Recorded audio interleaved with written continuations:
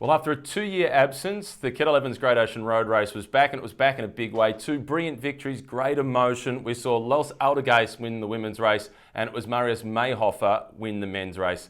Joining me, Cadel Evans, the man who the race is named after, and the race director, Scott Sunderland. Before we talk about all the logistics and how the race was pulled together, what was your reaction to the emotion of Marius Mayrhofer on the Sunday when he burst into tears winning the race? I had to fight back tears myself. It was pretty cool. It was. I mean, this is what we're doing this for. You know, we're trying to put on races where we see the emotion, we see everything, and to see how he was and see how his team was around him. We have seen it in other races, but I think this topped them all. What about when his mum and dad were there? So you've gone across the finish line winning big races, and then there's the key people in your life who are there to embrace you. I loved seeing his mum and dad. You hope so, and coming out from Germany for them to be there, and they were right there on the finish line seeing it all. But like Scott said, we do all this race and we're there and we don't know what's going to happen, and for me too, I'm thinking the race is going to go like this, it's going to go like that, and I'm seeing Caleb pass over 7th on the climb, thinking, oh, this is going to be a bunch sprint, Caleb's going to get this. And then everything comes, and it's really like a script that you couldn't have written a better script. I think in the end, sort of an up-and-coming rider comes through in the end there, and that whole, I saw him there and then, and honestly, I had to fight back tears myself. And I see his parents up here with his father's up with his arms in the air, yelling, "My son, my son, my son," and just beautiful. The best part of commentary in a moment like that is the perfect commentary is not to say anything. Yeah, just let it unfold and enjoy it. I think it was just amazing, and it just was, something that the emotion that just kept giving. Yeah. I mean, there was certain parts of it, obviously the motion straight after the finish with his teammates in the soigneur, that was cool, and then the motion with his parents behind the stage there. I mean, it was fantastic. What do you think it does for his career? Because he said in the interview afterwards, it made me feel a whole lot better about not mentioning him during the race until he got to the finish line. He said that he never won as an under-23, he hadn't won yet as a pro. His last victory was a junior in the under-19s. Look, I think it's defining for him. You could see that he's very timid. He was very quiet. I mean, even after the race that evening, he left, pretty much the party. It wasn't so much a party, but just having a few drinks with his teammates. He left early. So he's not accustomed to this type of limelight. He's not accustomed to winning. It's something that's quite new to him, as you just mentioned. He hasn't enjoyed a lot of victories. So this can be life-changing, and I think it's also will have some challenges for him to get used to, particularly if he goes on for the rest of the year. As we've seen many winners from this, the Cadel Evans Great Ocean Road Race, they go on to have a better year because they get off to such a great start. So he's definitely one to follow, and that's what I love about this race when we have new young riders. Not always the ones who are winning, but also young riders who step up for their first year. He comes from the DSM team, which was Sunweb previously. They've won it in the past. Nikias aren't. When he won here, he went on to have one of the best seasons of his career. Viviani was the same. He then went on to win multiple stage at the Tour de France that year. Why is it so important to get the season off to a good start? As an ex-rider who always trained on these roads, I'd say the reason to have the race here is to allow these riders to come here to train well, get points, race, but also to prepare well for their season. And I say to the women's teams, I say to the men's teams, when we have a get together before the race or after the race, thank you of course for coming. I hope the race was good, and of course you've got a few guys with crashes and so on. But in the end, most of all, I wish you go on and have your best season, because you've come here, you've made the commitment, you've trained in good weather, you've trained in warm weather, and it's going to put them in a step ahead of their competitors when they go back to Europe, have been in the cold, and for the physiology, training in the heat just gives you so much more, and that's exactly what I trained for. My own coach said to me, and I tried to stay in Australia, not only because I wanted to stay in Australia. My coach said, stay in Australia as long as you can in the heat, because it just gives you such an advantage when you go to the cold weather. Well, it's like Drew Stevens. I mean, he's been coming here. He's done all editions, every edition. Probably would have been top 10 again. I think if we go back and look at Drews' finishes, he's won the race, but he's always in the top 10. Yeah. He loves being here, and he thanked us on Monday night before he left on Tuesday, just for putting the race back on, because he really missed being here in Australia, because for him it's vital in his preparation.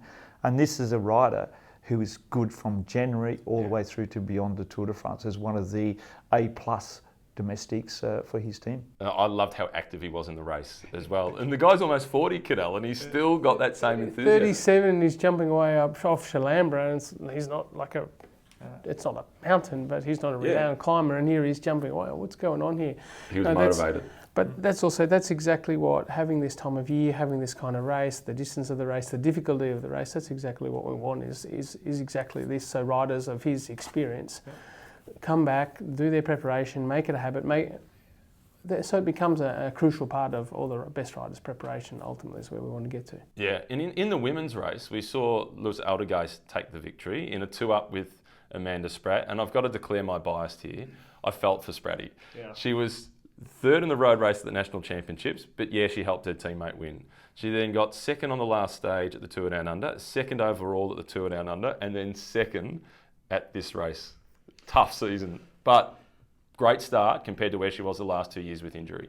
Definitely, she's got the confirmation of form is there, and obviously the appetite as well. Yeah, she's racing really well, and that comes from a lot of hard work during the summer, in the off season. So sometimes giving a lot and not always getting the just reward of the ultimate victory. But I think for her team and that the payday will come. I reckon it's a launching pad for a big year. Cadel, you came through a non-traditional pathway really to get into be a contender for the big Grand Tours. Loes Adeegest, who won the women's race, she's gone through essentially the Zwift Academy. And so she's gone a non-traditional pathway. Pretty cool to see her win. It's amazing, and one of the headlines in cycling was "Watch out for the esports riders this year." It's quite remarkable. She's a speed skater, Zwift Academy pro cyclist, now a winning pro cyclist. What a show off! She's good at so many things. but same thing, awesome. An emotional victory, and of course we as Australians we feel for Amanda. But I think for Amanda, she's had a great start to the year, and as long as she keeps at it, I think a motivated rider, that just makes them hungrier and hungrier and hungrier, and she's always getting points, she's always there, she's always getting confirmation in form. So the breakthrough will come, and when the floodgates open, Amanda's in great stead. Loes, same thing, big emotions, obviously had the great tactical advantage there with Grace Brown back in the peloton, just sitting there and, okay, Amanda, if you're going to drag me to the line, of course you're going to, who's not going to say no to that? She didn't quite get dragged all the way there, but it was a pretty favourable ride for her and to come through, and I give that credit also to the teams, the strength of the teams, the depth of women's cycling, always increasing, and to see this increase in depth in this short amount of time has been fantastic. And I thought we saw that in the breakaway. So we had two riders break away from local domestic teams. One of them was from the ARA Skip Capital team, the other one from Bridge Lane. And Keely Bennett from Bridge Lane just happens to be a Deakin University student. Deakin support the women's race. I reckon they would have been pretty happy to see her off the front. Definitely. We're really seeing what Deakin University is doing for young women in sport and obviously through their study. So it's fantastic to be able to see one of their students performing out on the roads sponsored by Deakin University. And she trains on the roads that you used to train on. Exactly. I was speaking to her before the race and what roads she rides on. I'm sure she was asking me where I used to train as well and what all my favourite climbs were. And it was quite bizarre to go back and visit those because, of course, it's 20 years or so more that I used to train there.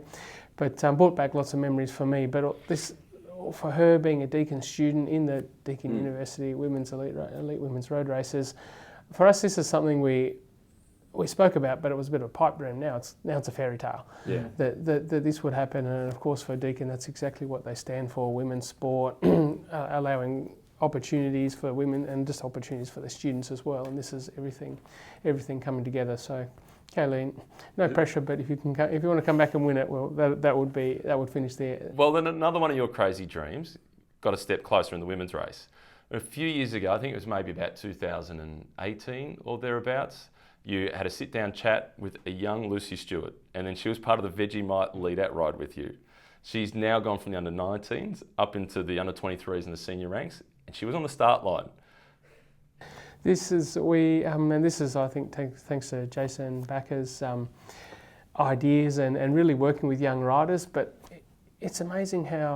suppose probably because I'm not so young anymore, but how quickly they evolve, and those young talents that are there, before you know it, they're there, and sometimes as a competitor you see them coming through, and all of a sudden someone as a junior, you know, they become one of your greatest competitors pretty quickly.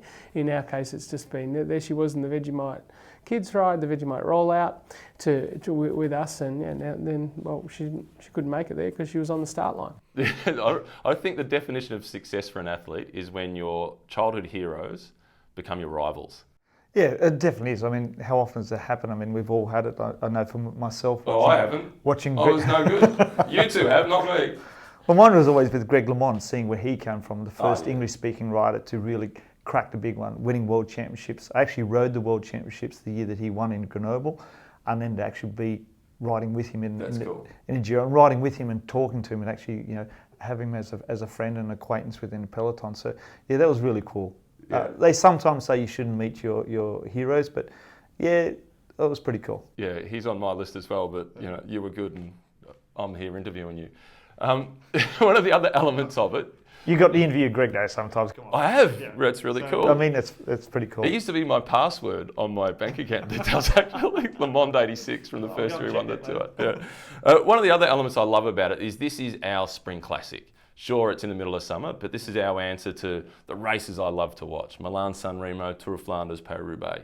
What I loved about it, and you touched on it before, Caleb kind of survived the climbs and was in with a chance. Yeah. In the women's race, break of 2, won by 4 seconds. So I felt like there was enough in it to tempt the climbers to launch attacks, like Dries Devenins did, but there was still hope for the sprinters to come back. How much do you like getting that balance right? I think that's so far why we've kept the course changes to a minimum, but that's exactly when we first sat down about this, and I think I was the first one to ask, well, what sort of course should we make? And my thing was, I look at a race like Milan-San Remo, and that was where sometimes the sprint, sometimes the way, it's like, what? And the World's Climb in Geelong from 2010, that's exactly the kind of race I want. And you also want to have a race that appeals to all kinds of riders. A climber can come here, train well, and have a chance at getting good points, or maybe even a victory in January. But a sprinter at the same time can come here, train well, and still have a chance of winning. If we finished on the top of Mount Banwerin, we're not going to have guys like Mark Cavendish or Elia Viviani who's come out in the past because they've got no chance of winning. When we have a race like this, we not only have a broader appeal, but in the end to watch, and like in the women's race, we see in one screenshot on the TV screen 3.5 kilometres to go, and there's 3 groups, and you can see them all on the TV.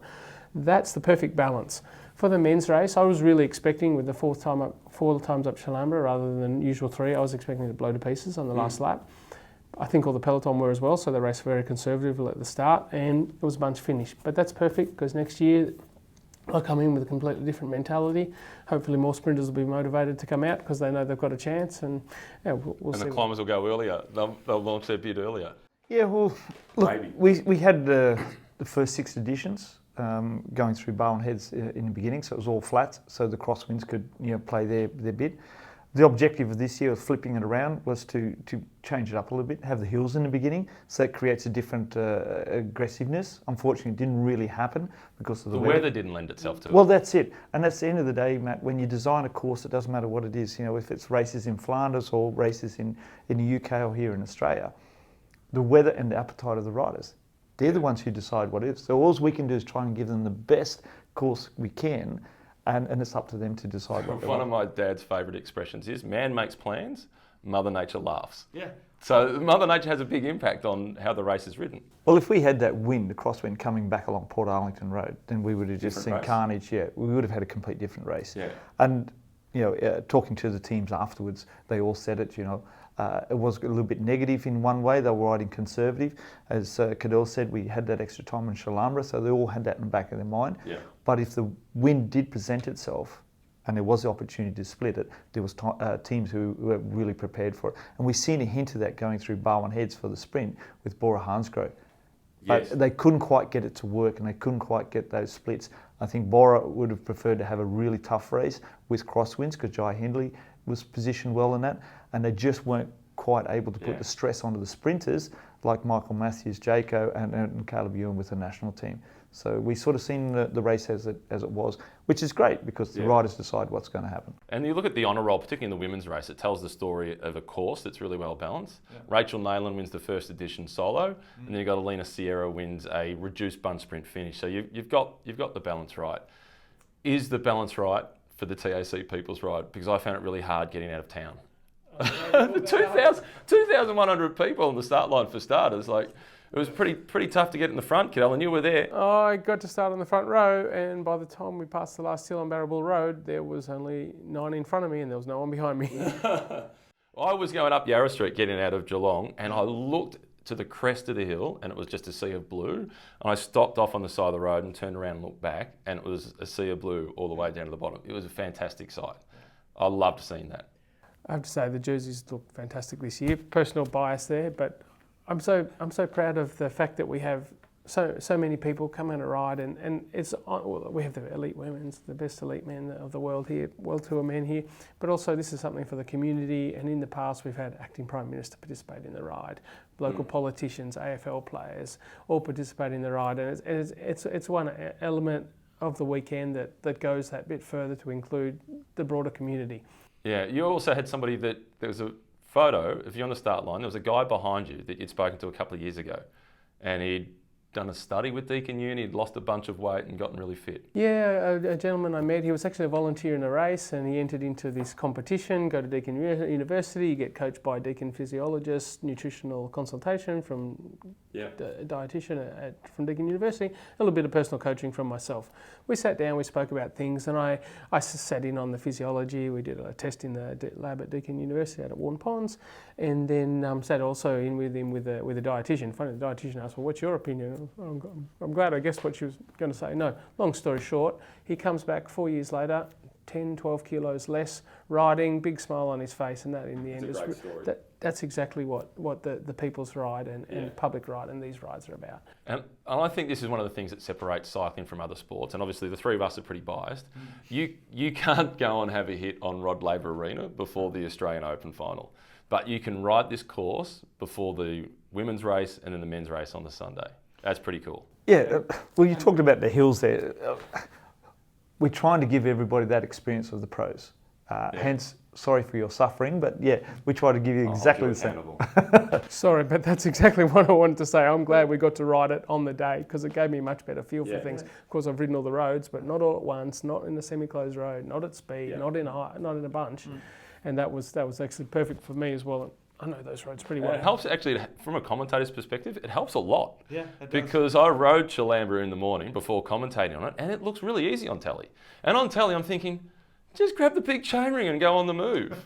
But when I was going up there, and I was granny gear. Like, I was just getting up there. You're looking for the triple. Yeah. Oh, mate, I was in real trouble. Well, a double figures gradient, single fingers speed. Yeah. Well, Chris Borden did that famously. He used to always ride the last 50 kilometres of the Tour de France stage. Yeah. So when he did the commentary for the BBC, he could give it accurately. Yeah. What's BBC, well? ITV. It was British television. Yeah, British television.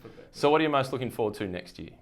Next year, making just small improvements, and I think I really hope also that we've had a little bit of coming out of a pandemic, getting started again. Australia obviously been closed down for 2 years. I don't need to tell anyone here that.